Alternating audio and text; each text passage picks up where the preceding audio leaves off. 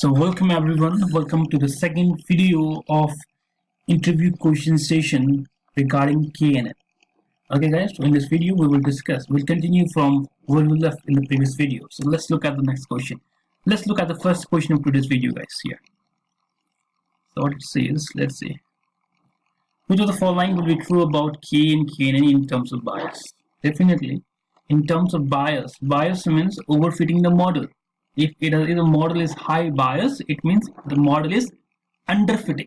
Sorry, it is underfitting. Okay, so definitely, when the model is biased model, it is beneficial that you increase. When you increase the value of K, the bias will increase. And if the model is highly biased, you prefer to decrease the value of K.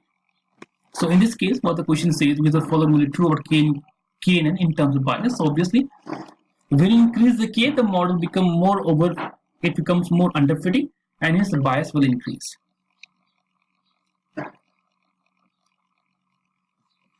Which of the following is true about K in terms of variance? Definitely, when you decrease the K, the variance will increase. That's the best answer here. That's clear from the graph. We don't even need to read the question here. The first graph is Euclidean distance. The second graph is Manhattan distance. That's the answer here. Okay. Now, which of the following, when you find the noise in the data, which is the case of overfitting the model, okay, that like when you have less K, which of the following option will you consider in KNN? Definitely, you increase the value of K, you will have the well-fit model there. Then KNN is very likely to overfit due to cost of dimensionality. Yeah, it happens. So definitely, if it is the case, prefer dimensionality reduction as given here in the option, and also prefer feature selection. That will definitely help you out. Okay. Yeah, KNN is a memory-based approach. Is absolutely true, and the computational complexity grows linearly with the number of samples in the training data set in the worst case scenario, and that is also relatively true. So yeah, both those statements are true. Let's see what's the answer. Yeah, okay.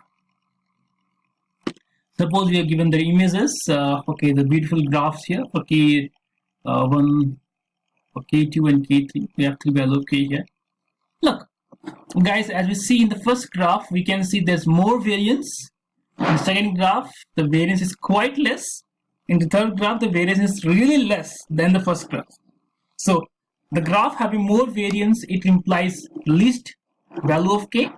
So we can easily say that the K1 is greater than K2 is greater than K3 is absolutely false. Okay, it is completely opposite. It is also not right. K1 is less than K2 is not right. K1 is equal to K2 is not right. None of this will be the answer, because the actual answer will be K1 is less than K2 is less than K3. That will be the real answer. Okay, so this is quite if one sees the option, he will definitely tick A, but that's completely opposite. Yeah, so be careful in such questions. List.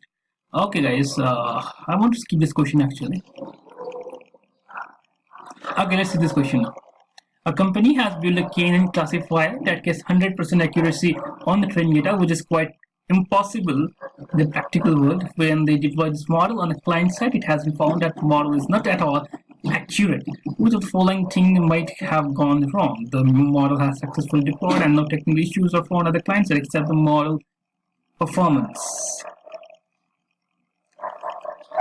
So what you say, guys? Let's look at the answers.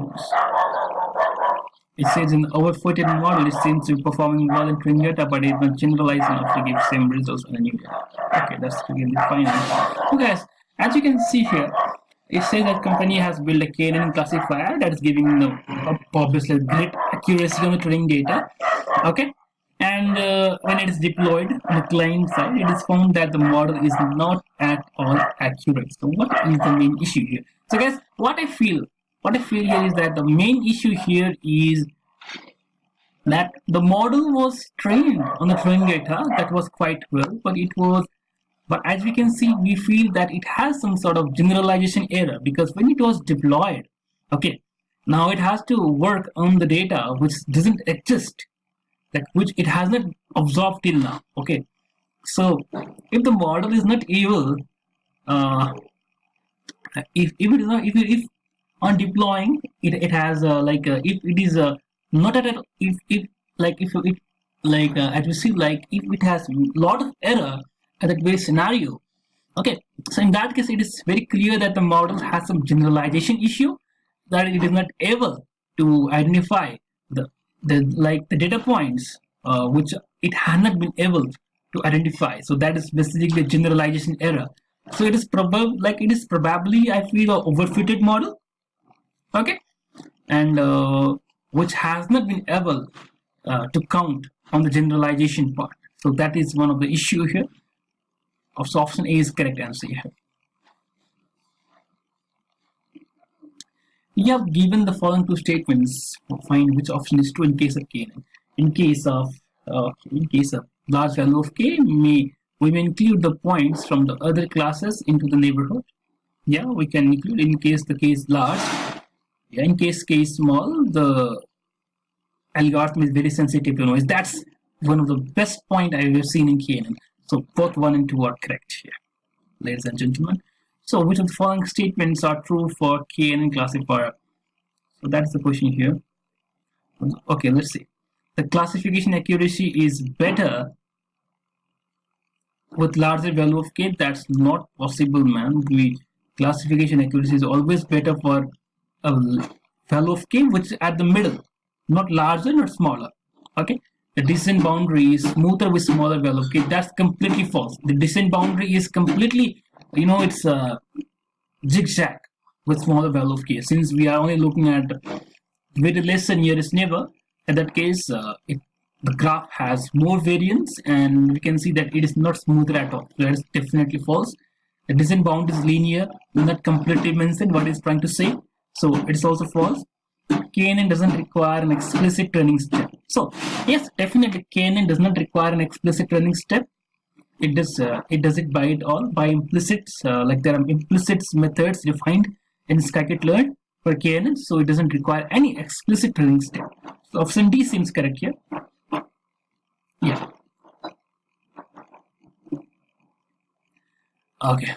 True or false? Is it possible to construct a 2 nearest neighbor classifier by using 1 nearest neighbor classifier? Obviously, you can implement it by, guys, there is a concept of ensembles model where you combine 2, 3, 4 models to develop your combined model. Definitely, you can combine 2 nearest neighbor classifier to develop 2 nearest neighbor classifier. That can be done. Yeah, it is very far more simple. In KNN, what will happen when you increase or decrease the value of k? Okay, let's see. On increasing the value of k, the boundary becomes smoother. Yeah, that is true. The boundary becomes smoother with the decreasing value of k. That is absolutely false. Smoothing a boundary doesn't depend on the value of k. That is false. None of this. So answer is option number A. Because on increasing the value of k, the boundary becomes smoother. Okay. On increasing the value of k, the bias increases and variance decreases. That is a scenario of boundary becoming smoother. Yeah. We can choose optimal value of k with the help of cross-validation. Yes, we can. Euclidean distance treats each feature as equally important. So option number 1 and 2 both are equally true. Yeah. I think we are nearly in at this very particular session here. So we'll carry forward. Let's see. Very good. Yeah. Suppose you have trained a KNN model and now you want to get a prediction and test data. Before getting the prediction, suppose you want to calculate the time taken by KNN for predicting the class for the test data. Okay. So now we want to calculate time taken. Obviously, time complexity for a brute force KNN is relatively large. Okay, it is relatively large. So net calculating distance between 2 observations will take d time. Okay. What will be time taken by 1 nearest neighbor if the n is very large observation in test data? So obviously answer is OND, which is the time complexity for KNN brute force, which is relatively large. Okay. we have done this. What will be the relation between the time taken by 1 nearest neighbor, 2 nearest neighbor, 3 nearest neighbor? Guys, the time taken for all of this is relatively same. So answer is same. So I think here none of this. Okay, option number C is 1 nearest neighbor nearly equivalent to 2 nearest neighbor, nearly equivalent to 3 nearest neighbor. So answer is option number C here. Okay, guys. So yeah, that's what we were talking. Like that's what we are talking now. Now, guys, here I want to cover some next question here, which is often asked, which is one of the most popular question in interview. What is the difference between k means and k nearest neighbor? So if you guys are like aware of k nearest neighbor algorithm that we discussed in these 2 sessions, okay, we discussed the interview questions particularly.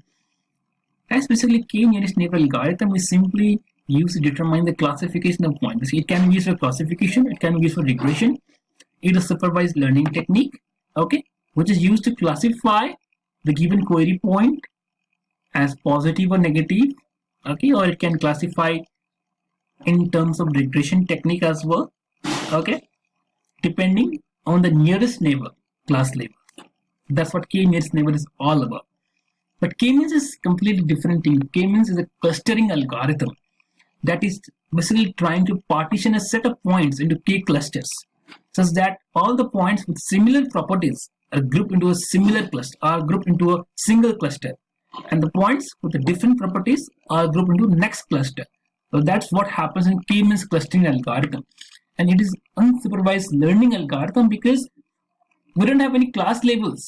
Okay, basically supervised learning algorithm, we already have the defined class labels of our training of our data, and it was easy for us to train the model based on the given data along with the class labels, okay, and it was really easy for us to determine the accuracy, RFC, F1 score, and lots of things. But in unsupervised learning, we have only the unstructured data, we have the raw data here, and we don't have any class labels to assist us in supervising the learning process. Okay, here what we have simply the set of data, and what we can do is that we can simply cluster the data, similar data, into a single group, and we can classify them. Okay, that's what k-means clustering is all about. These are basically a set of algorithms which are defined for training and validation set, which are basically used for training data. Okay, basically that is, I think it is all about the difference between the training set and the validation set and the testing set. Okay, yeah, you can go through this as well. Don't worry, I will share with you this entire GitHub link, okay, in the description of the video, so don't worry about that. And yeah, so guys, that's all about this k nearest neighbor interview questions. So let me know that I have picked all of these questions from a popular blog in Analytics Vidya. Okay, there was a popular blog on interview question preparation for KNN, and actually I pick up all the questions from there, and I have tried my best to explain you all the questions. And what I suggest is that before you start this video, at least grab some minimal concepts of KNN. Okay, and after watching this concept, if you try to solve this question by watching a video, you will be far more clear on what I'm saying and why I'm saying on all of these questions. Okay guys, so yeah, that's for today. And if you guys have any doubts on these questions, please leave your doubts in the comment section below. I will be more than happy to help you and guide you on that. Okay, so guys, see you in the next video, and till then, stay tuned.